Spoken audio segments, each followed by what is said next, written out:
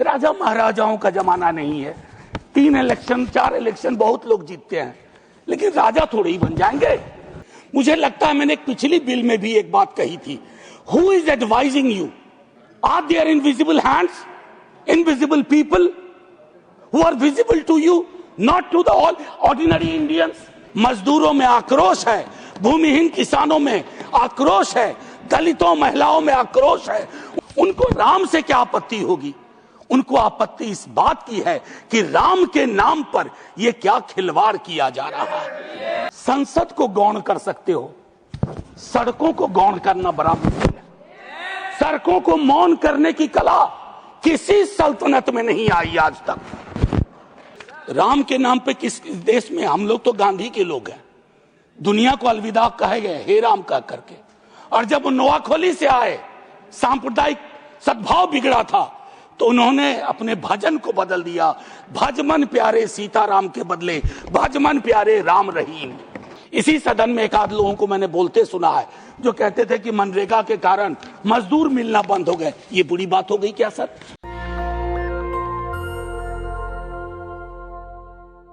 इतिहास में ऐसे क्षण होते हैं जब आप सदन में खड़े होते हैं, पहला भाव है कि मैं माननीय मंत्री जी से और सत्ता पक्ष से विनती करूं कि हुजूर इसे वापस ले लीजिए, क्योंकि घनश्याम जी बेहतर बताएंगे मुझसे।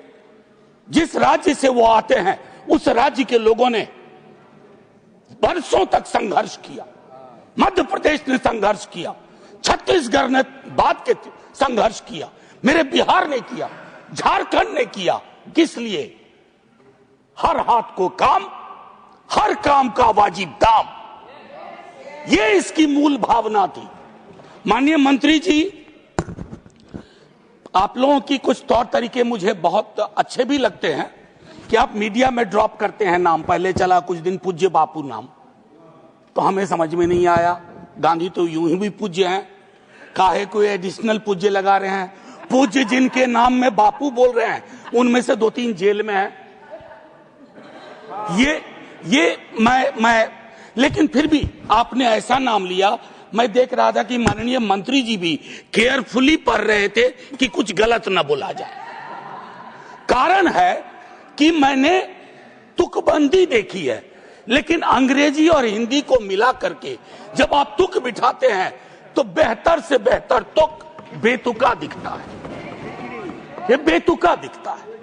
माननीय मंत्री जी, मंत्री महोदय, माननीय सभापति जी, आपके माध्यम से अब मैं नाराज मत होइएगा। मैंने देखा कि दिल्ली अलग अलग लोगों पे अलग असर करती है। ये जब तक मध्य प्रदेश में थे कितना हंसते थे, खुश रहा करते थे। जब से दिल्ली आए हैं न जाने क्या हो गया है यहाँ की आबो हवा में, नाराज से रहते। Professor, don't make personal comment. Sir, it's not a don't make personal comment. Sir, इसी सदन में लोहिया जी, पीलू मोदी, मीनू मसानी, रामन, मैं तमाम चीजें। सर, आपने एक किताब छापी है राज्यसभा से, ह्यूमर इन द हाउस। अब अगला एडिशन छप ही नहीं पाएगा, अगला एडिशन नहीं छपेगा। वो लाइटर वेन में था। माननीय मंत्री जी को अगर बुरा लग गया तो मैं वापस लेता हूं। सर, मेरा वक्त पॉज कर दीजिए। ठीक है, थैंक यू सर। इसी तरह का डेमोक्रेटिक जज्बा हर में चाहिए, पूरे मंत्रिमंडल में चाहिए, ऊपर से नीचे चाहिए। सर, मैं एक बात कहना चाहता हूं मूल बिंदु पर आने से पूर्व। मैं इस संघर्ष का भी हिस्सा रहा हूं, मनरेगा के संघर्ष का। सर, मैं राजनीति में तब नहीं था, विश्वविद्यालय का शिक्षक, सोशल पॉलिसी का पेपर पढ़ाता था। जब मैंने देखा कि हमारी पूरी संसद में वाइडर कंसल्टेशन और यूनानिमस सहमति से मनरेगा जैसा एक कानून लाया ना, तो अपनी संसद पे गर्व हुआ, अपनी संसद पे भरोसा हुआ। मैं उस भरोसे को खत्म नहीं होते देखना चाहता, जीते जी नहीं देखना चाहता। और वह मजदूर गरीब मजदूर, भूमिहीन किसान, हमारी महिलाएं, वो भी नहीं देखना चाहती है। वो बहुत बेबसी में है सर। उनको राम से क्या आपत्ति होगी? उनको आपत्ति इस बात की है कि राम के नाम पर यह क्या खिलवाड़ किया जा रहा है।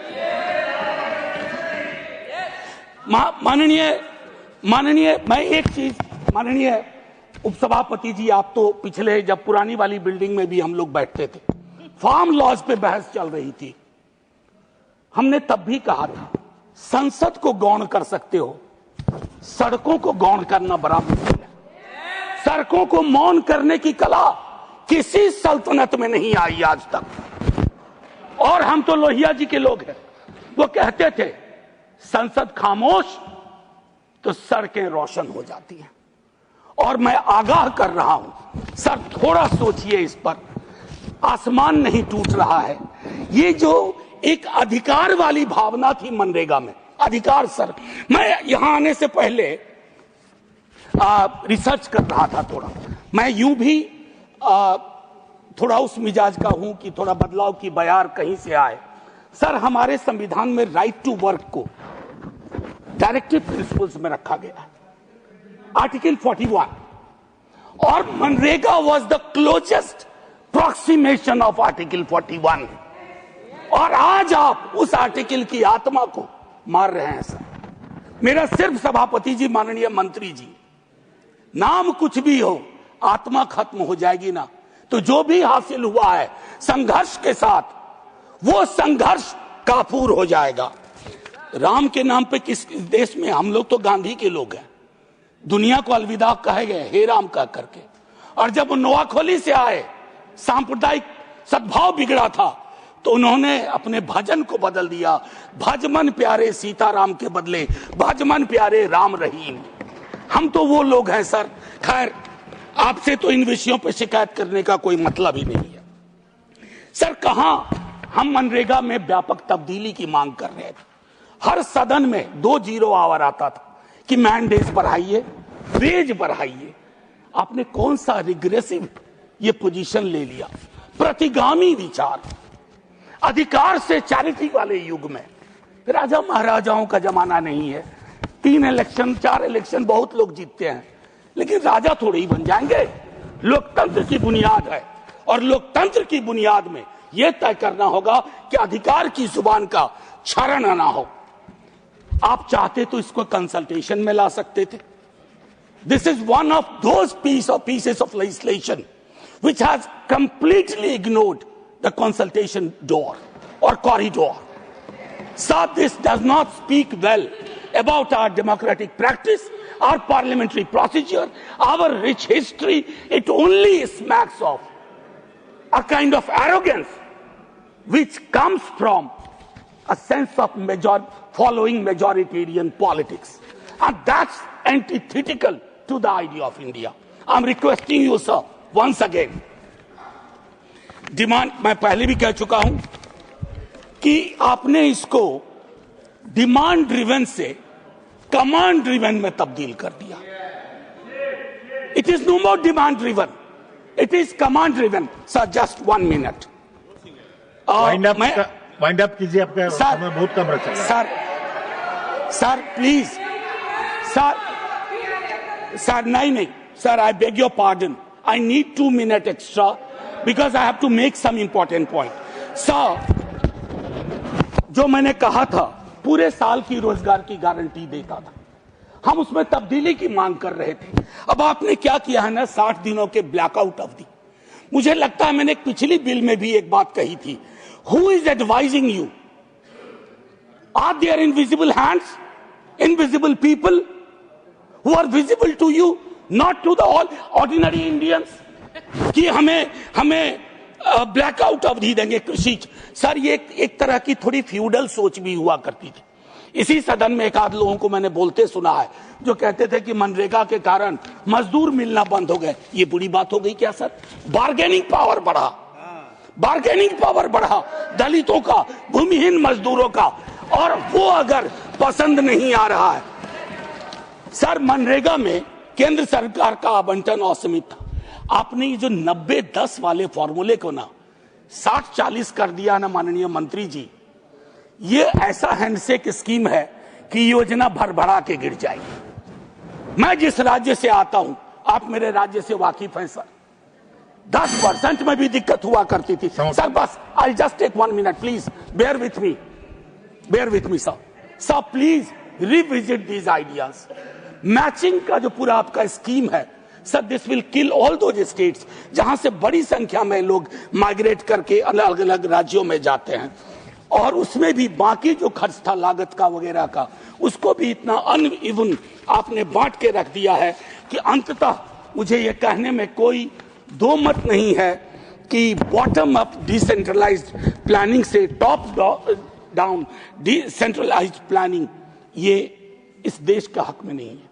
माननीय मंत्री जी, मैंने शुरू में हल्के में कहा था, आप एक विशद अनुभव लेकर के आए, अपने कई कुलीग के मुकाबले आपने जमीन की राजनीति की है।